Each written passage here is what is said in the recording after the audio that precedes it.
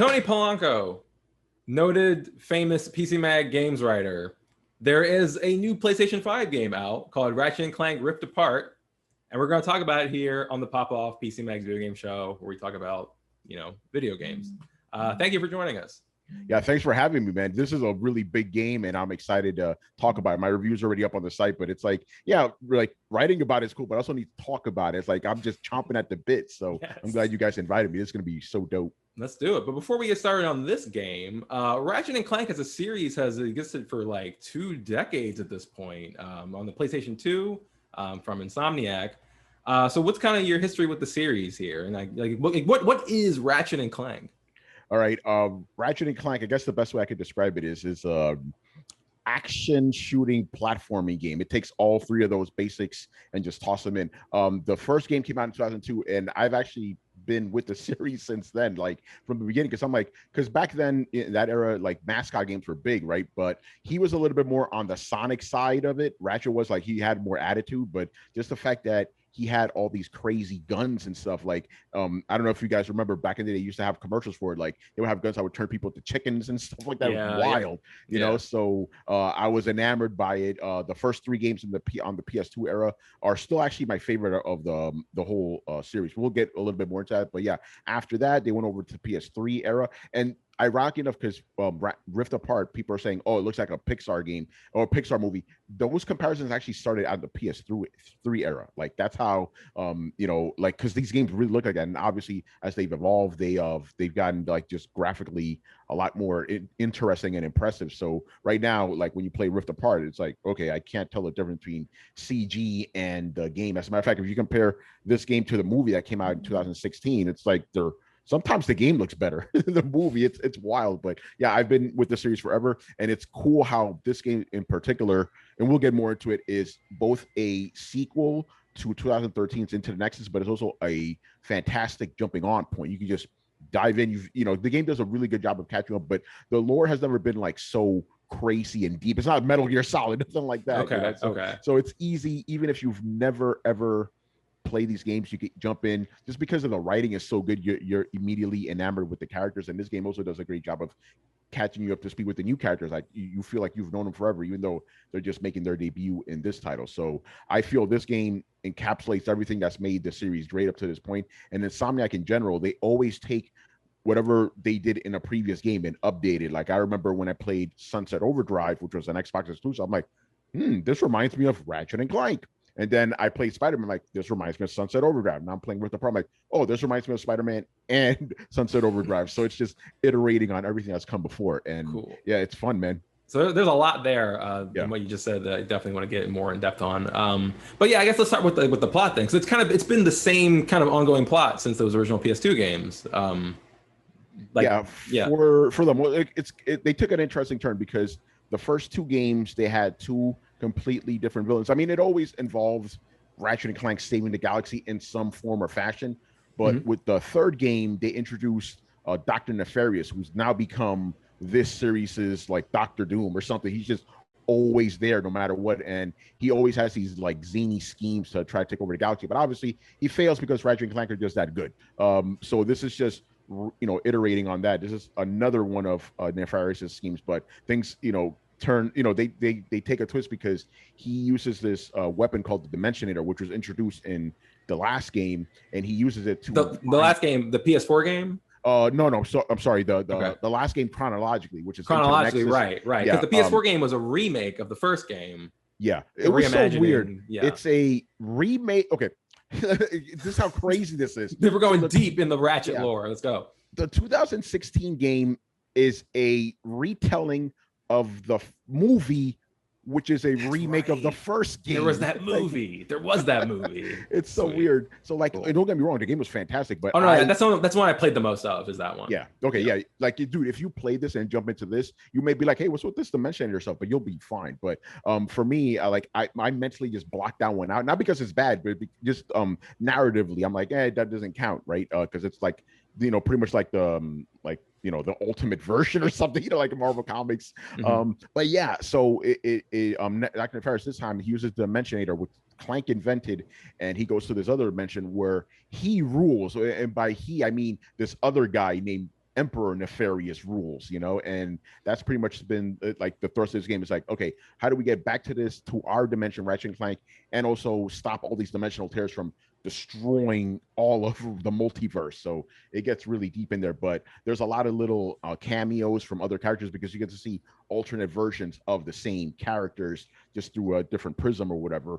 And you also see a lot of the same worlds from previous games just remixed and different. So there's a lot in there if you're like a veteran, but at the same time, if you're new, you're just like, hey, these worlds look really cool. So this dimension stuff, beyond just the role it plays in the plot, also is like one of the big gameplay innovations is that you're able to kind of travel between dimensions like instantly because of the SSD on the PS5. You talk more about like that whole mechanic? Yeah. Okay. So there's two ways to that you could use. They're just dimensional rifts. So within a given level, you will see like a dimensional tear. It's like literally a crack in the world as like highlighted in yellow. So if you use your tether, it's like a grappling hook. You could pull the world to you, right? Which is like the PS4 can't do something like that. It's just really crazy. And then right, you couldn't load it. Yeah, it wouldn't be able to load it on. Then there's other sections where they're a little bit more on rails, to be honest, right? But you're going through these dimensional rifts and you're going from world to world, but it's not just a slice of that world. It's like it's loading in the entire level like in succession. And so it's like you're going through like 5 different levels within seconds, and you're like, oh, I'm not seeing any loading here. This is completely insane. And I love how because mechanically this game is not very different from the previous games, right? It controls the same, but the new tether mechanic blends so well into the previous mechanics that it doesn't feel out of place. Because some games they introduce a new mechanic, you're like, this kind of feels off. It's throwing me, it's throwing me for a loop here. This one is like, oh, this is perfect. And in no time, you just like mentally incorporate like, okay, I gotta tether my way over to this guy, beat him up, tether my way to this other guy, or like, oh, they're about to kill me, I gotta tether my way out of here. So it becomes part of the your repertoire, and it's so well done. So it's both a new gameplay mechanic and a new story element. Yeah, the idea that this is something that the PS5 hardware can do, that's like not just like faster load times in a normal game is convenient, but it's not necessarily like changing how the game itself can function. So the idea that they can the idea of that the changing design to me is really exciting. Something that I'm sure you're excited about too. That this is a PS5 only game. Yes. Yeah, I completely PS5. I do want to touch on that a little bit because I've made it very clear on Twitter, right, that I'm not the biggest fan of cross-gen games. I understand why they exist, right, because there's still a lot of people on PS4. That's not the problem, but maybe it's just because of my age. I remember, I remember the time, back in the day when you bought a new system, you would get new games. Now listen, I'm a lot younger than you, and I still feel that way. So it's yeah. But with the PS4 era specifically, we started seeing a lot of cross-gen games. So I'm pretty sure we're gonna have that happen for the next years. But with that said, it is so cool getting a game that your previous system cannot handle at all. And you're right, because if you're playing an older game now, like on your PS5, the loading is really cool, but it's just brute forcing it. This is integrated into there. And again, because there's some cases where like, this game probably could have been on PS4. This one, like, I don't think so, unless you're just gonna be just waiting there for these worlds to load. So it's very exciting to have like an actual Returnal. Here's the thing about Returnal. It's not for everybody, but it also feels next gen as well, because the loading times in that game are pretty cool. But this one integrates it again into the narrative and into the actual story, and is, like I said in my review, it's a showcase for the PS5. And if you're actually able to get a PS5, you need to get this one, because it, like, when you bring people over, you're like, look how crazy this looks, look at the loading. The haptic controls are, we could probably touch on that a little bit later. They're really well integrated in there. It's just like Insomniac, and I can't believe I got some heat over this when I said Insomniac is PlayStation's best studio at the moment. I replied to that. I replied with a reply that was a little more heated, which I got. Well, I got some flack for that, but I agree with you. I guess let's go on a little bit tangent here. Reports came out that they were able to make this game without crunch. Yeah. So they were able to make this very beautiful next gen game on this timetable without like killing their employees, basically. And maybe that's part of me. And maybe part of that because, like you were saying, a lot of it is like what they, improving what they've done before, not totally reinventing the whole series. But like, that's fine. Like if it works, like you can just improve without having to like, to really just like kind of go crazy. So I thought that was really cool. I thought that was really responsible of them.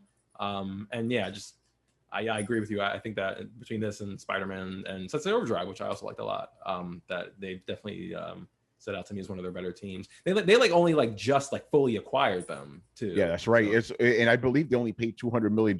So compare that to what Microsoft paid for Bethesda.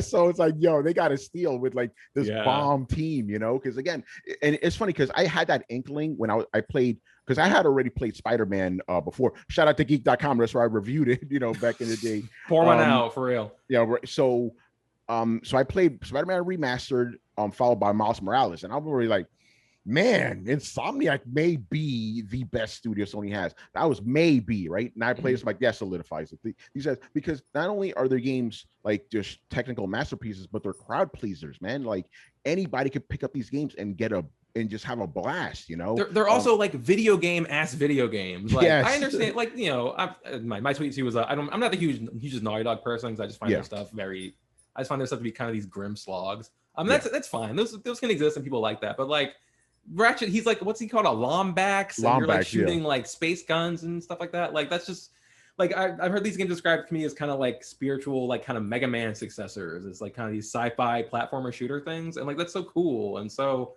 like those are what video games are to me in a big way. Yeah, and I'm going to say this, and I'm pretty sure you'll agree. It's like, listen, with all this stuff we've been dealing with the past year and a half, I'm not trying to, you know, wade through this dark, grimy game. Like, I want to have fun. I want to be Black Spider-Man, and I want to be this alien shooting creature. Yeah. Yeah, but think about it like this: Miles Morales, right? That game, very serious game, right? But when you feel it, you feel empowered. It's like, this is so cool, you know, because again, and it's Insomniac, they have crazy weapons in there too and everything. Yeah. Right? It's fun to play. And again, I'm not knocking Naughty Dog or anything. I know Last of Us 2, a lot of people like that game. That's fine, but I'm not trying to play those tiny games right now. I think a lot of people, when they play Ratchet and Clank, it's just going to put a smile on their face, and I think that's needed right now. Like you said, because it's a video game ass game. I didn't realize you could curse here. Like, yeah, it's a video game ass game. You know, I remember there's this one guy, J&L, shout out to him. He was like, because he knows I'm a big narrative guy. He's like, oh, can I play this game and not worry about the story? I'm like, it's just Ratchet and Clank, dude. Don't even worry about the story. The story pulls you in. Don't get me wrong, it's cool, but if you just want to play it just for the pure mechanics of it, you're perfectly capable of doing that. Again, and I want to quickly touch on the weapon variety. Yeah, go for it. That's gonna be my next point. Like, let's keep talking more about the shooting and the weapons. I mean, maybe some of the controller stuff. That ties into it. Oh yeah, for sure. So yeah, there's so many weapons. Like, you actually have a weapon wheel that goes like 3 pages deep eventually, because there's just so much stuff. You get some standard weapons like that are like equivalents to assault rifles, rocket launchers, stuff like that, sniper rifles. But you have other ones where you can shoot little robot minions that harass your enemies. You have another one that it's like a sprinkler that turns your enemies into plants. It's a good way to mobilize them. And then and Insomniac's been teasing this. The Rhino. This weapon's been around since the beginning, right? It's called the Rip You a New One, right? Okay.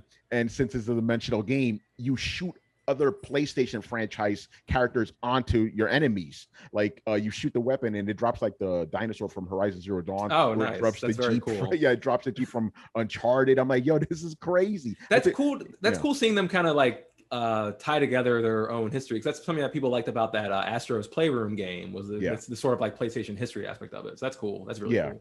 Exactly. And I'm glad you say Astros, because I really felt the haptic controls in that game were really good, but they were a little bit too much. It was just like, look at me, look what I can do. Right. It's like a tech demo kind of thing. Yeah. So when I was playing that game, I'm like, this is great, but I want to see a game do this same thing, but with more subtlety, right? Returnal did that, and this one does it too, because every weapon is not to the extent of the last Call of Duty game, but every weapon does feel the same, not only with the way the triggers work and the rumble, but the sound effects they make. Like, you even, like, when you shoot the little minions, you like through a speaker, you hear them like, you know, the little chittering going on. Right. Lots of little things like that you kind of pick up. And I do want to touch on that too, beyond the now I don't have too much to say about the controls, because again, they've been the same as always, very hectic. The sound effects, man, like if you have headphones on, this game really makes use of the 3D audio. You hear every single little thing, but everything's clear too. It's not like a muddled mess or anything. Everything just comes through nice and crisp, like the little bolts just sprinkling around, or rain or thunder or all this other like explosions. Obviously, it's like, Wow. Like a lot of people don't talk about that. And I typically don't really talk about that in my reviews much, but for this one, I had to make sure I at least devoted a paragraph to just the sound design, because it was just like, wow, this is really dope. And then on top of that, you get the voice acting, which is like spectacular. By the way, I didn't realize that the new character Rivet is the goddess Jennifer Hale. I'm like, Oh no yeah, wonder. classic. Voice acting. Commander Shepard, So Yeah. like, oh, that's dope. Great job. And I love how Rivet, again, she seamlessly blends into the cat, the universe, and I'm pretty sure you're gonna see more of her. And she plays exactly like Ratchet does. And people, because you can switch back and forth between them, not at will. It's just per planet, but there's no difference there whatsoever, which is good. You don't have to learn new controls or anything. But she's done. There's another new character which I will not spoil, which is like, oh, this is Spoils. No one cool has this game yet, so yeah, exactly. Like this is pretty dope. So again, there's just so much in here that's fun. And I'm gonna say this too, because to some people this may be a detriment, but to me it isn't. It's also nice getting a game that's like a nice, concise 12 hours. It's like That's it's not plenty of video overloaded. game. Yeah, dude. That's a plenty long for a game. Yeah, I reviewed Assassin's Creed Valhalla. That game almost broke me, Jordan. It's like so like there's too much game, and I'm one of those guys. I'm a completionist. I have to complete everything, right? So I'm like, I'm 130 hours. I'm still playing this game. Why am I here? But this game, I did everything. 20 hours, even that's still pretty good. But if you just want to just blast through the story, which is very entertaining, like I said, 12 hours, you're good to go. So yeah, again.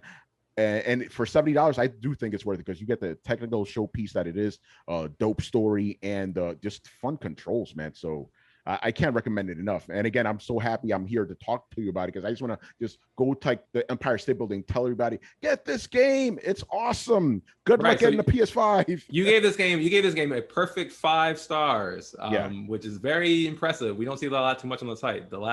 The only game I've given 5 stars on the site was StarCraft 2 because I have such deep, like I have such a passion for StarCraft. So when I saw that, I was very excited. I'm like, wow, that's yeah. I don't get we don't give those as often. I don't get the last time I gave a 5 out of 5 on this site was Persona 4 Golden, but that's kind of a cheat because that game was already amazing for like 20 years. We already ago. knew that. Yeah, but this is a brand new game, and I'm like, because I finished it, I'm like, I can't find any flaws. Like there was some like kind of technical hitches like afterwards, where I'm pretty sure they'll iron out with some. Right, there's gonna be a day one patch. They said. Yeah, exactly. And it was exclusively to the post game stuff. So I'm like, that doesn't even count. So I'm like, there's no flaws here. And Jeffrey, he's my editor. I'm like, yo, Jeff, I don't have any flaws here, bro. He's like 5 out of 5 then, man. So there it is, But I think that score is justified. And if you've seen other sites too, they're giving it hundreds, 5 out of 5. So yeah, well, you don't need to see other sites. We got all the coverage you need. Yeah. The visuals. One more thing. Let's talk about just the visuals. You compare it to Pixar movies. How about just the Insomniac's animation? Their history of strong animation. Yeah, anything particularly you want to praise about the visuals here? Yeah, since you already kind of led me on there, yeah, Insomniac games have always looked really good from the beginning, right? For PS2 era, they've always gotten better. But this one, oh man, like, okay, the review that I posted, even though I did add a section about performance, they added later, it is based off of the 4K 30 frames a second experience, right? Because that's the fidelity mode. At 30 frames, since it's closer to 24 frames, it looks like a movie, and I could not tell the difference between the transitions, like gameplay and cinemas. It all looks the same. But obviously, if you want to bump over to performance, I recommend performance ray tracing mode. Performance ray tracing mode, it's not 4K. It's kind of fluctuates between 1440p and 4K. But unless you're Digital Foundry, you're not going to see any of that stuff. Exactly. You're not. So it's like, okay, you get 60 frames a second, and you get the ray tracing. Why would you not pick that? So and there was moments, and I said this because I was on I could plug other stuff, right? I was on a podcast with on Gamertag Radio. We had him on the show once. Yeah, so yeah. Okay, so Paris Lily, Danny Pena, and Paris and I both agreed we had moments where we're playing this game and we're both like, okay, Insomniac, you're just showing off right now, man. You guys are just showing off. The one that got me particular was because you have these things called gravity boots that let you walk up the side of a building, right? So I'm walking up the side of a building, the whole world turns so I could see it, right? The whole perspective is different. And it's drizzling on me. It's not pouring rain, it's drizzling. I'm like, this can't be easy to pull off. It's like, so you have the drizzle and the light is shining off the rain particles. On top of that, you have neon lights, you have cars zipping by. I'm like, okay, you guys are just showing off right now. You guys are just showing off, and I am here for it. Like, it is crazy. But besides that, you also have these worlds that are more natural. There's one that has like a bunch of dinosaurs and stuff. Like, you almost feel the humidity, because like, the steam rising off the lakes and stuff, the acid lakes, and you have pterodactyls flying around. And you have this other level where I'm trying to be careful about which levels I talk about. I don't want to go too deep into it, but there's one where you visit it in one dimension. It's like a lava world, right? You see it's lava when it's outside. It's like magma when it's inside. I'm getting nerdy right now, but you see all that, the colors and everything. But if you go to the other dimensional version of it, it's completely broken in pieces, right? So you're in 0G and just going around this world. Everything's all slow. And I'm like, it's crazy how this is the same world, yet they look like two completely different levels, And since that's the dimension thing, that's like an instant switch. Yeah, like you have these crystals, you smack them with your wrench and it just boop. Again, you wouldn't have been able to do something like that on PS4. Like, you literally just switch from one level to another. So, and they incorporate that into the game too. Like, you're going along the rails, which is a series staple. You whack it, all of a sudden you're still on the rails, still moving, and the entire world just changes right around you. So yeah, it's so cool that you like, there's like 9 worlds altogether, but effectively you kind of have 18. Because there's different versions of it. Yeah. So yeah, cool. The graphics are amazing. Again, visual showcase. No matter how you play 4K 30 or variable 4K with 60 RT, which again I recommend that one. You're good to go. It's just like, wow, look what these guys have been able to do. Well, Tony, it's not that you could talk about this game for a long time, but eventually we do need to end the show, and eventually people need to play it for themselves. The game is Ratchet & Clank Rift Apart. It comes out June 11th. That's right, June 11th. PlayStation 5, only PlayStation 5. Read Tony's review on PC Mag. Check out the game when you have the chance. Tony, thanks so much for being here. Yeah, man. Yeah, this is dope. I'm glad we got to do this, and I hope to see you in real life soon, Jordan. Yes, dope. Same. And we'll see you next time.